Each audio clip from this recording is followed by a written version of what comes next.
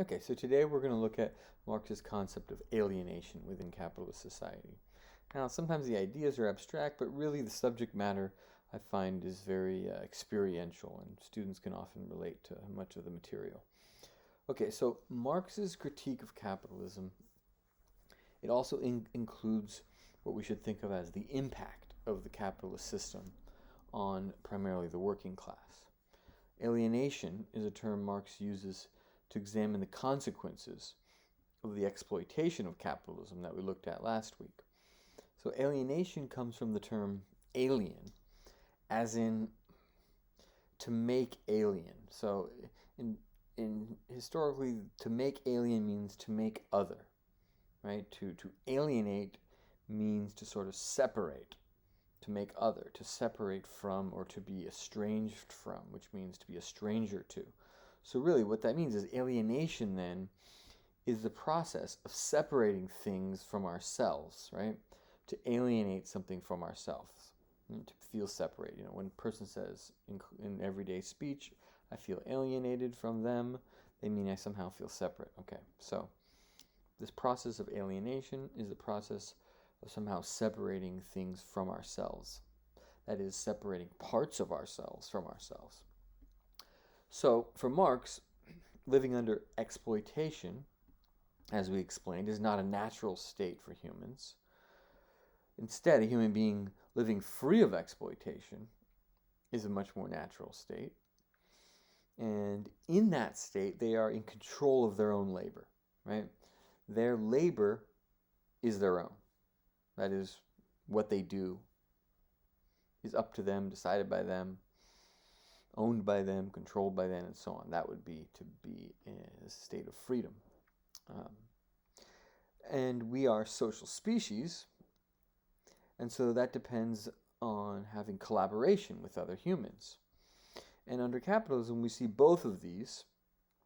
That is, living free of exploitation, being in control of our own labor, and being in collaboration with other humans, that these norms, they're really destroyed through the process of just regular capitalist development, and it creates alienation.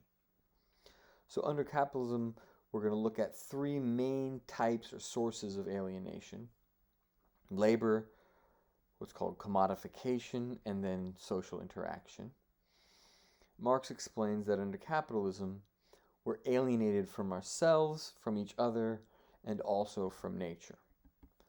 So first of all, with regards to alienated labor. So we already explained how workers must sell themselves to the capitalists. And what this does is effectively enables the capitalist to own the products of their labor, but also, we'll get into more detail about this, they own their time while they're laboring. So when the capitalist hires a worker, their time at work and how it is spent is no longer the choice of the worker. That time and what they do with their own body, the worker, what the worker does with their own body, how they work, how they move, etc., that's actually under the control of the employer, right? I mean, in a certain sense, even the bodily movements, you can imagine, depending on a work environment, the employer saying, no, don't do it that way, bend this way and twist that way, or rub this way or move that way, right? Down to the very bodily movements themselves. So the actual labor, how you move your physical body, do the labor, and how your mind tells it what to do, those decisions and how that decision gets made and for what purpose, how it gets improved upon, those decisions are under the control of the employer. So effectively, the worker in that sense has become alienated from themselves. Their work and what they do no longer belongs to them and is not under their control. Again, think back to all the different ways an employer tries to get workers to do more while they're on the clock. Another way of putting this is that at work, it's not that the employer owns your labor. In fact, the employer owns you. So compare this relationship, to labor that is really your own. Suppose you enjoy making music in your spare time. The work you do towards songwriting is completely your own, and you're in control and able to choose how you spend that time. And it's true for much of the type of work we do in our spare time or creative work that we do for ourselves. But even there, with professional musicians, we can see what started out as a creative process. Once it's owned by a large management company or record label, the creativity starts to deteriorate and they can impose terms on you just like a normal worker. And so sometimes even the music of the musician can start to become alienated from them because the terms of its sound or the terms of its content were edited, manipulated, imposed different ideas into it by the management companies. At the same time, not just the labor, but the products of the workers' labor, of course, is not their own either. Think about it this way. Everything a worker produces during the course of their work belongs to the employer. It does not matter if they're a chef, making some sort of fancy desserts or pastries or whatever, whether they're sewing pants, building bridges or building skyscrapers or tables. All of the products of a worker are taken from them and owned by the employer. And so the products of the worker's labor become alienated from the worker in the sense that they no longer belong to them. And this, of course, too, has an impact on a worker. They see the result of their labor and it's used against them. How so? Well, the benefit from it doesn't free them in any way from being in this exploitive position. The benefit of their labor goes to the employer. They receive the surplus, that is the profit, and what it does is further reinforce this basic relationship. In other words, by going to work and selling their labor and having the product of that labor taken from them, that act alone is reinforcing the basic relationship of capitalism and preserving its longevity, how long it lasts.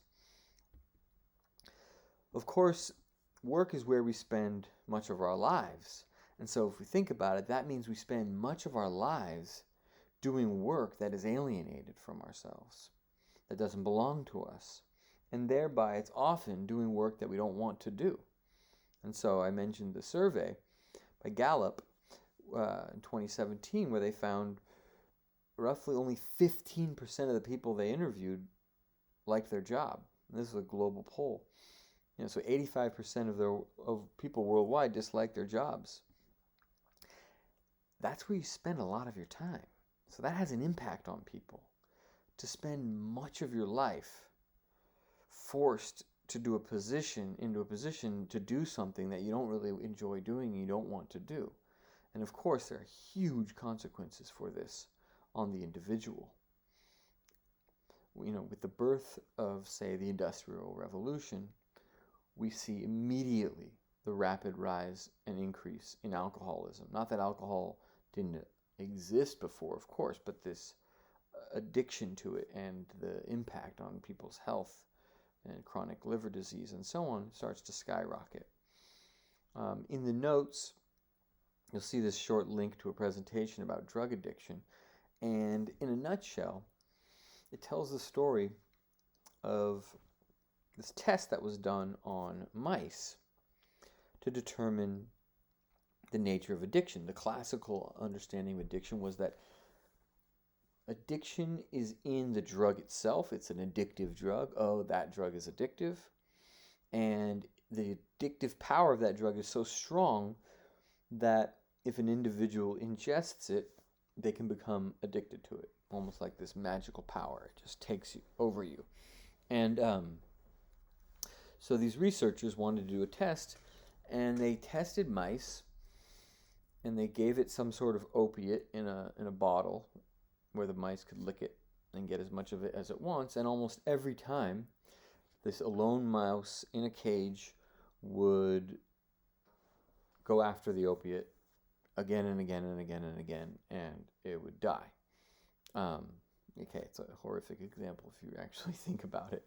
But then the researcher was like, well, what if, and this is explained in the presentation, what if the problem isn't the drug, but the fact that you're taking this mouse and putting it inside a cage with nothing to do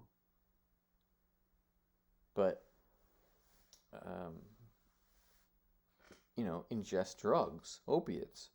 So they decide, well, let's design a better cage, where the mouse can get all of its nutrients and all of its needs met, and see if it still goes after the opiate in the same way. And they do that. It's a much larger cage. There's other mice in there. The mouse is able to run around and do other stuff. And anyway, in a nutshell, there's water and there's opiates in both cases. Instead of taking the water in the first one, they take the opiates in the second one, what they call rat park, this sort of park scenario. I think 9 times out of 10, the mouse survives and doesn't go after the opiates. So overall, there's many consequences of this kind of alienated existence. We can mention some more. It's wrong, of course, to link all mental illness to the society and the social conditions, but it's equally wrong to separate the two, right? There's no question that so much of what we see as individual problems in society, whether it be drug addiction, depression, abuse, isolation, even the violence of mass shootings, they have their roots in these social conditions of capitalism. All of these start to become normalized after the industrialization and intensify as more and more people are torn apart by capitalist social conditions.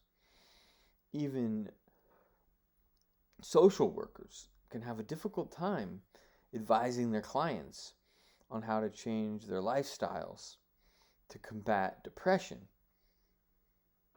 because the increasingly typical life that capitalism forces many people to lead is increasingly isolated, highly stressful, and of course hugely unfulfilling in the ways we've discussed. So another aspect to alienation is the process of what's called commodification, that is, turning something into a commodity, something that can be brought to the market for sale and exchange. Under capitalism, there's the tendency to turn as much, if not every part of existence, into a commodity. So in this necessary, endless pursuit of profit of the capitalist system, there develops the necessity to turn as many things as possible into commodities that can be sold. So in the early stage of capitalist development, the process of commodification meant, trying to identify things that were produced in the home or in the village or provided by nature, for example, say firewood, and beginning to bring their production under industrial processes in order to be mass produced and then sold back to the people for enormous profit, of course. This process has never really stopped. To this day, we see the commodification of more and more things, either things that were previously not commodified but used in some way, or brand new things that people never needed before, but now all of a sudden they do. And so one way to look at this process of commodification is we could sort of divide up the day into 3 segments: work, sleep, and leisure. And what we can see is that while at work, workers participate in capitalism by generating surplus value through their alienated labor. And while not working, our leisure time is supposed to be our own. But think about how much of our time away from work is spent purchasing commodities. So think of all the things that have been commodified in your free time. Think about all the different types of clothing and shoes, even things like exercise. You have leisure wear, active wear, sleep wear, formal attire, and so on. Even the process of sleep has been commodified, right? So even this time that's supposed to be our own, sleeping, that it's been turned into some sort of a commodity. Can you afford, what kind of a mattress can you afford? What kind of pillow can you afford? Do you need the new sleep machine or the new sleep app or the new sleeping pills or the new sleeping teas, the sleeping clothes? So this process of commodification applies to so many things, and an increasing number of them. One not so obvious example is that even death is something that has been commodified. There's a whole, obviously a whole industry around death, whether it be the coffin itself, whether it's a pine box, or something with velvet padding, or this Promethean casket that costs $30,000. Supposedly there's even some that can play music inside the coffin, and maybe when you visit the tombstone, you could play the music. That's kind of creepy. Think of all the different ways of cremation, the different costs of the tombstones, and so on. Death itself is a commodity. And of course, every aspect of leisure time approaches complete commodification. That is, the ideal sort of capitalist scenario would be that we go to work, and then the rest of our time was spent consuming, that is, purchasing commodities. Whether it be, again, clothing, activities, food, exercise, and so on. So the consequence of what does that mean is that, well, the leisure time itself, that is how we spend our time, is not fully our own either.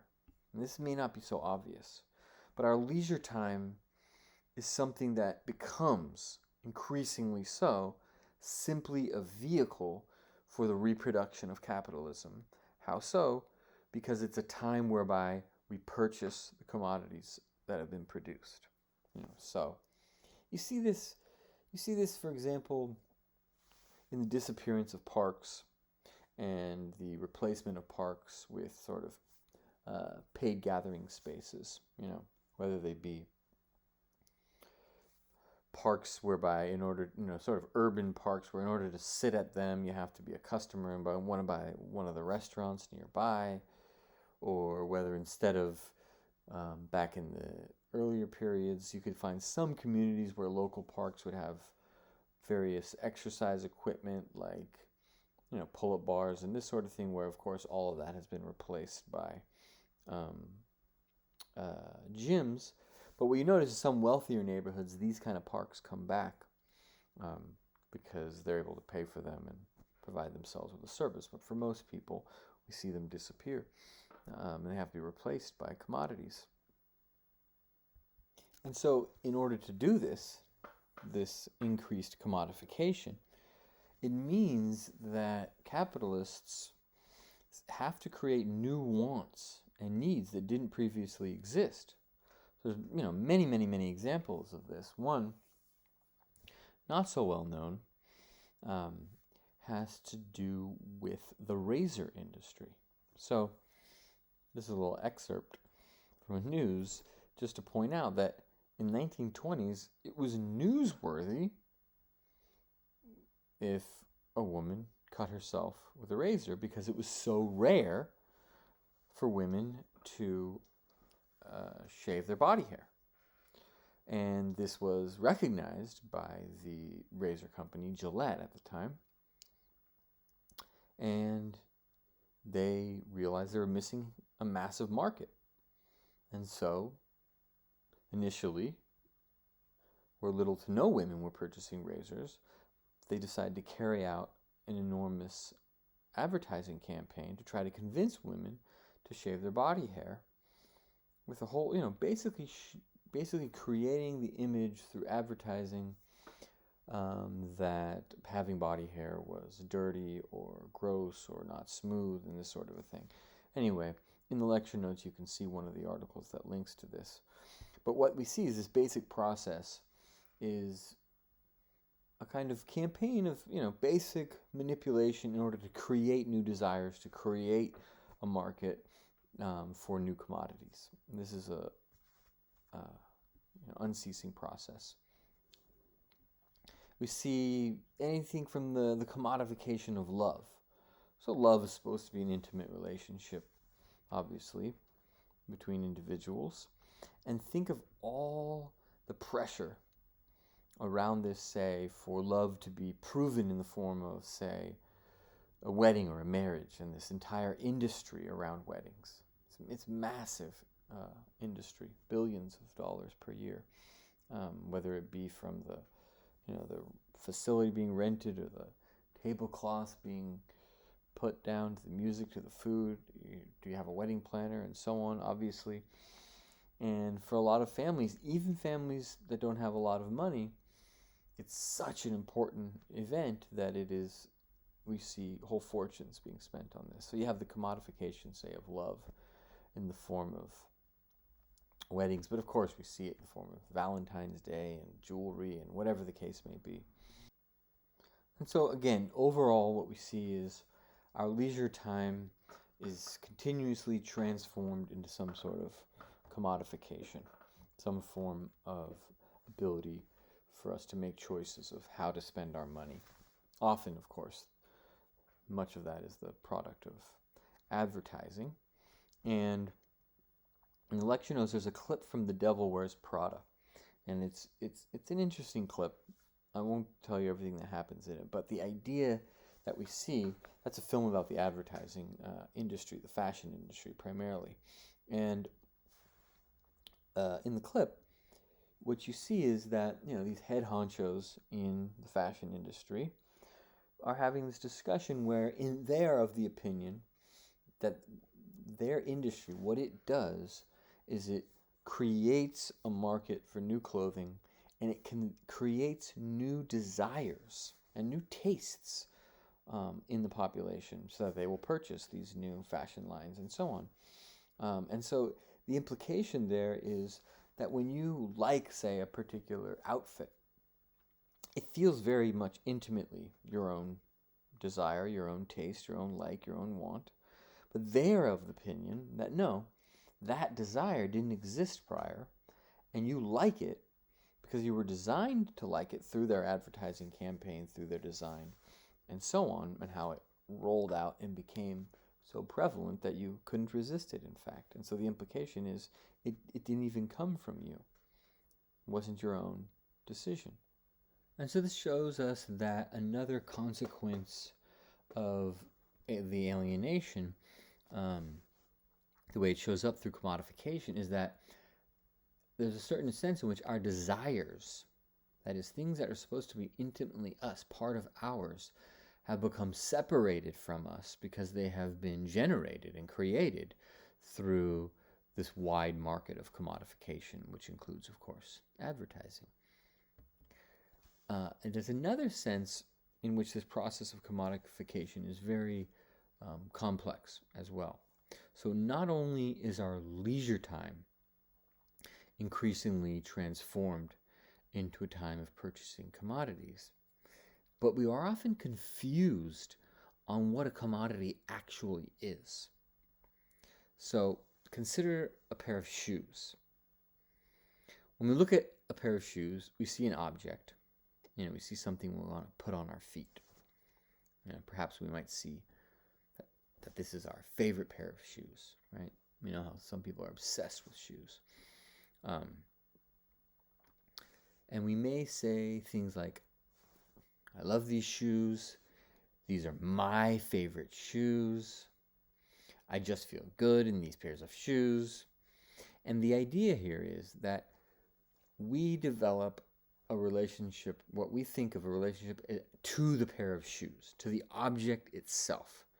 Right? We have a relationship between ourselves and this thing, this object, right?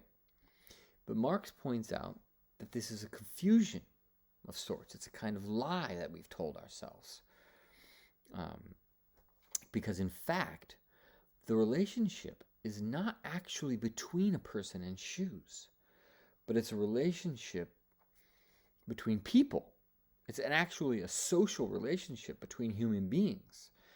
And what the commodification process does is it turns what in fact really is a relationship between people, it reduces it, or it transforms it, or it reflects it back to us as merely a relationship between things. How so? Well, think about it. These shoes that we love so much, that we relate to, that are ours, that belong to us. These are my shoes. Give them back, right? Oh, you got my shoes dirty.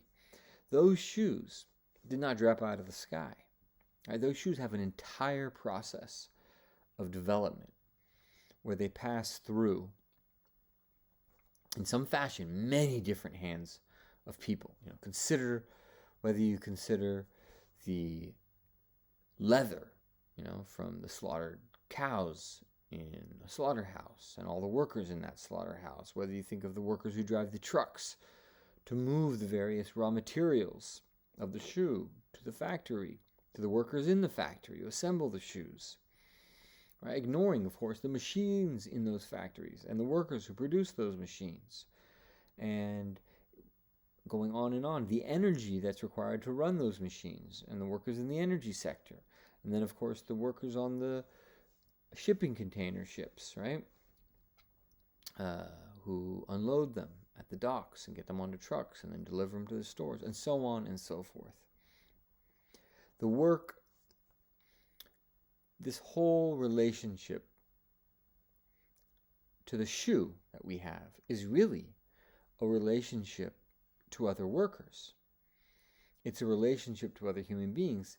It's a relationship of ourselves as being part of this massively interconnected society. But that whole entire process is ignored when we purchase a commodity. We think of ourselves as relating to a thing, right? My phone. Where's my phone? Is my phone in my pocket? Did I forget my phone? Where's my phone? And of course, it's almost as if the phone becomes a part of ourselves today. And we think of it as ours, when in fact, just like the shoe, it is a product of human beings and it's a relationship between us and them. For example, compare purchasing a shoe or purchasing a phone to eating a pie or something like that baked by a loved one. Perhaps during the pandemic, you were lucky enough to eat something that was made by somebody else in your household and it was tasty.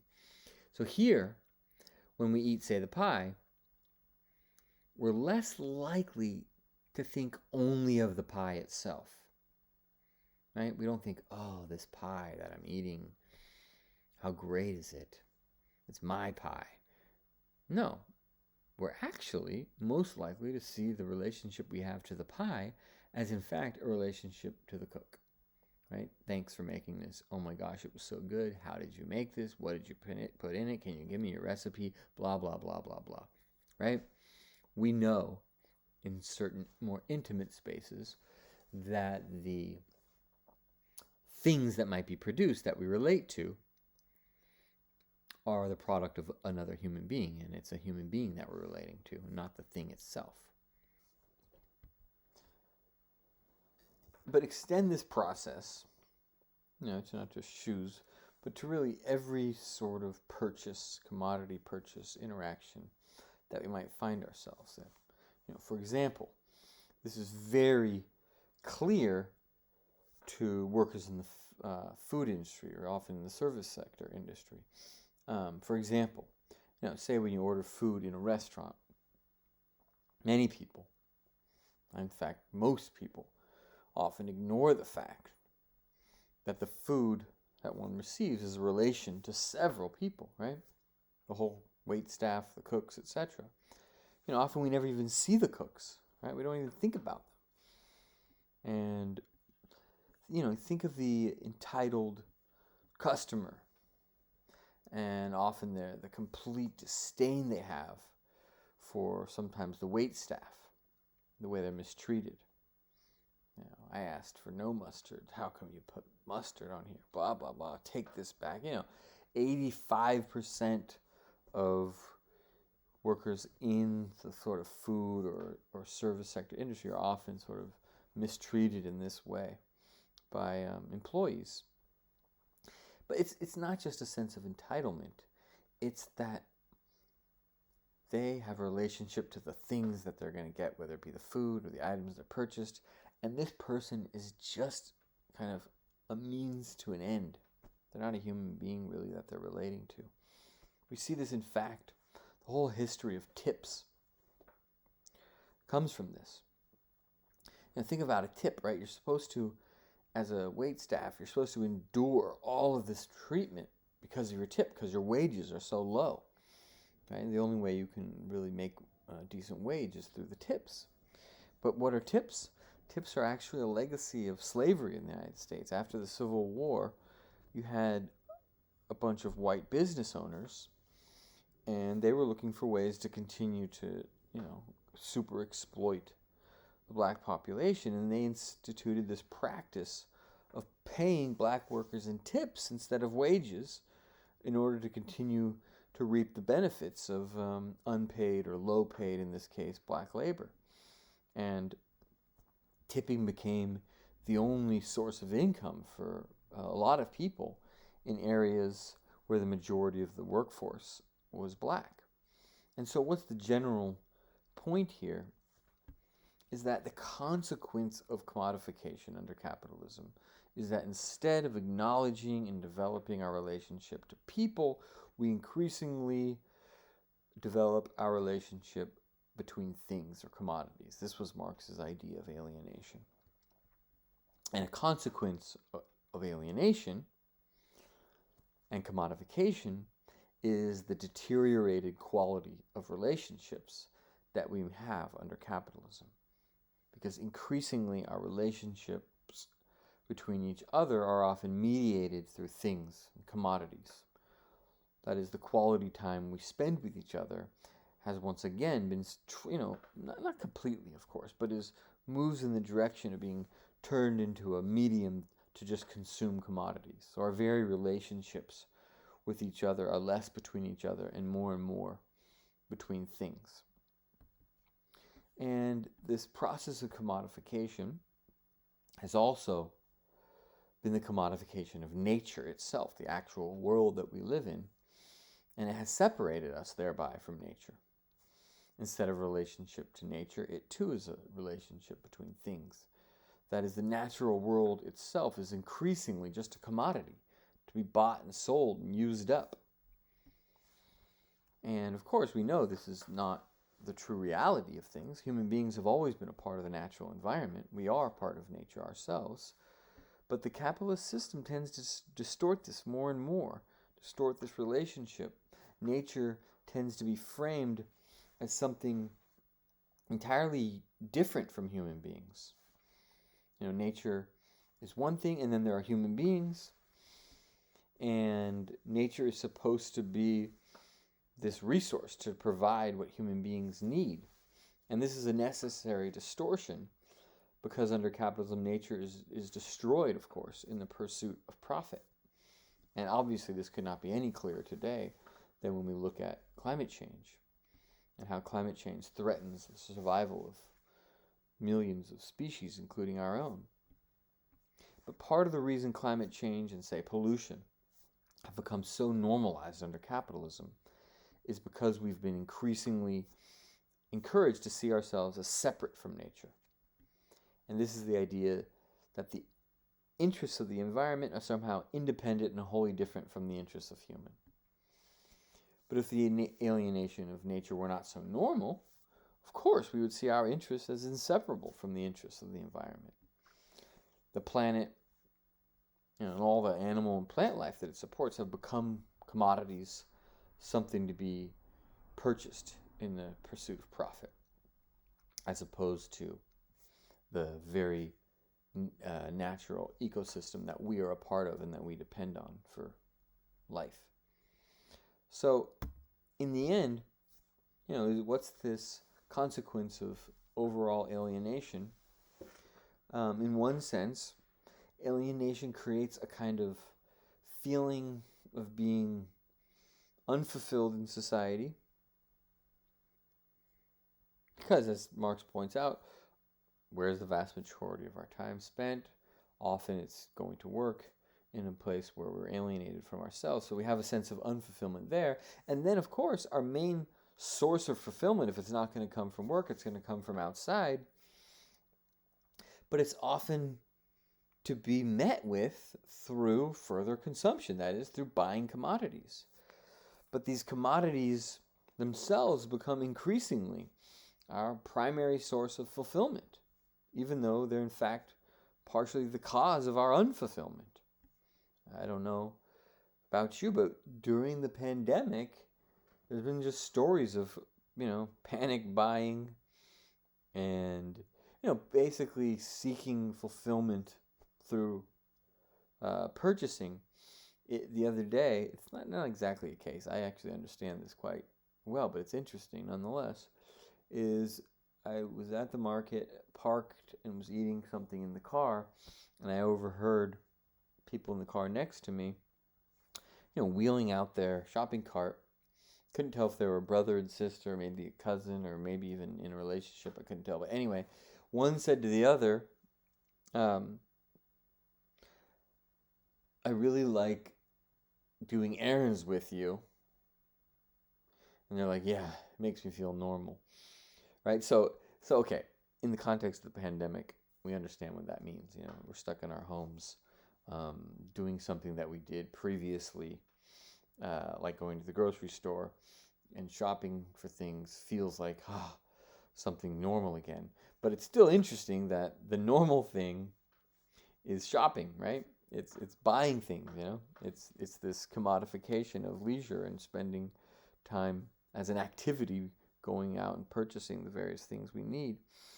I thought it was a kind of insight into another aspect of alienation and how it shows up during the pandemic. It's not as if it was, I loved so great making music with you, or so great doing this. It was going to purchase, right? So overall, alienation in all of its aspects sort of make up the consequences of the capitalist system upon humanity. And the impact of alienation on the working class, really, it helps explain our isolation from one another. It's definitely related to high rates of depression and addiction, even our basic health. In the lecture notes, there's a journalist from before, same journalist who talked about the mouse experiment, but he's talking there about depression, and you hear him say that so much of depression, not all of it, but so much of it can be linked to unfulfillment in our main activity, like work. And I ask you to compare that to this opposite story from almost a decade ago now, but it's a story from the New York Times. Did a story on this island off the coast of Greece called Ikaria, and the reason it got famous, this island, it was the headline was the island where people never die. So why do they call it that? Where people forget to die. Anyway, basically the short story goes, there was this elderly gentleman diagnosed with terminal lung cancer in the United States somewhere, and he is told he doesn't have a lot of time to live, so he says, well, the hell with it, I'm going to move back to Ikaria, where I grew up, and just, if I'm going to die, I might as well die there again. So he leaves the United States and goes back, and then he doesn't die. He should have been dead in his 60s, but there he is, living into his 90s, and it's the highest concentration of people living into their 90-year-old decade anywhere in the world. And so the story gets out, so all sorts of people go there. What's the secret? Why are people living there? Why are people living so long there? Is it their diet? What do they eat, right? Do they smoke? Do they drink? And what they find out is the diet is very typical of the Mediterranean. It's nothing unique about the diet. They do all the sorts of things that people do in the Mediterranean in terms of ingestion. They smoke, some of them smoke, they drink, they eat the same.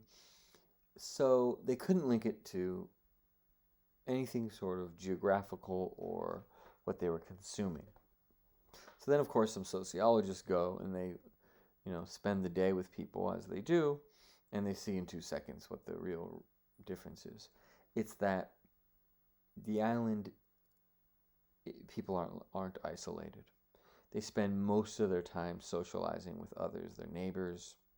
They eat together, they cook together, they walk together, they know each other. And really, it is these social connections that are so vibrant there that are the cause of their better health. But of course, they're the exception, not the rule, for most people's lives under capitalist society. Marx points out it's increasingly separated, increasingly isolated, increasingly alienated.